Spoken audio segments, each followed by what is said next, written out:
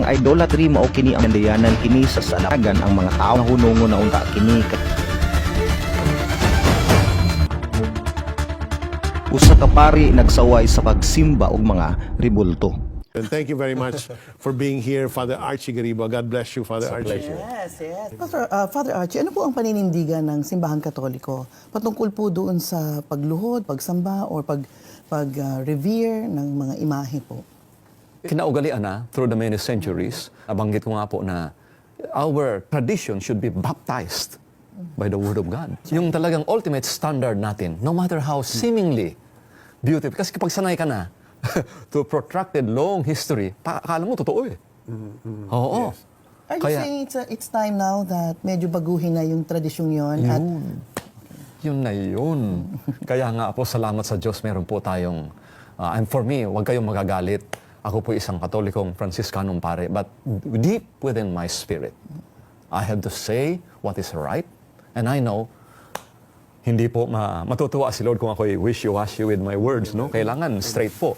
At maraming matutuwa dahil it's the Word of God. It's not my word, it's not our word, but it is His word. At mabagsik po yung pagtumama. That's also my passion to be able to relate to others. Amen. In love, ha? Sa usa ka interview makita nato kining usa ka pari nga si Father Archie nining usa ka religious nga programa. Nining nga interview iyang gisaway ang pagsimba og mga imahe nga hunungon na unta kini kay kini bunga lamang sa tradisyon sa tao ug wala kini nagsubay sa Biblia. Usa ka dakong hagit sa mga nagasimba og mga ribulto kung unsay ilang respond niini nga mismo isa sa ilang mga leader na ang nagpahunong nila niini nga klase nga pagtulunan og mga binuhatan. Ang idolatry mao kini ang pagsimba og mga larawan, mo kini ang pagampo kanila, paghatag og pasidungog, pagdaig nga unta angayan lang buhaton sa tinuod lang yud nga Dios. Kini nga practice sa idolatry nagsugod bisan pa sa karaan pang testamento. Nagalenlain lang ang mga ngalan sa mga ribulto karon pero maura gihapon ang pamaagi, konsepto sa pagsimba niini. Gani mao ni hinungdan nga ang Ginoo nasuko og maayo kaniadto pa. Sama na lang nining gisulat ni Prophet Jeremiah sa iyang libro sa Jeremiah chapter 10 verse 2 to verse 5. Mao kini ang giingon ni Jehova, ayaw pagtuon sa tinuhan sa mga nasod o ayaw kalisang sa mga ilhanan sa langit, kay ang mga nasod nangalisang kanila, kay ang mga tinuuhan sa mga katauhan kakawangan man, kay ang usa nagputol og kahoy sa lasang, ang buhat sa mga kamot sa mamumuo nga maywasay. Ilang gidayan-dayanan kini sa salapi og bulawan, ilang gilig-on kini sa mga lansang og pakang, aron kini dili malihok. Sila sama sa kahoy nga palma, sa buhat nga linalik ug dili musulti.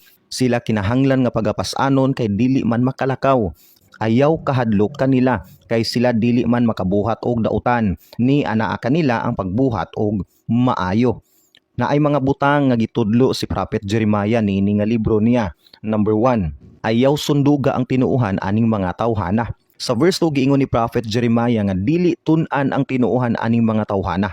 Mao daw ni ang tinuuhan nga magkuha og kahoy sa lasang unya himuon dayong larawan, kulitan dayong purma sa tao unsa nga purma unya simbahon. Ingon si Prophet Jeremiah, ayaw sunduga kini nga klase sa pagtulunan. Number 2, kinahanglan ilansang aron dili matumba.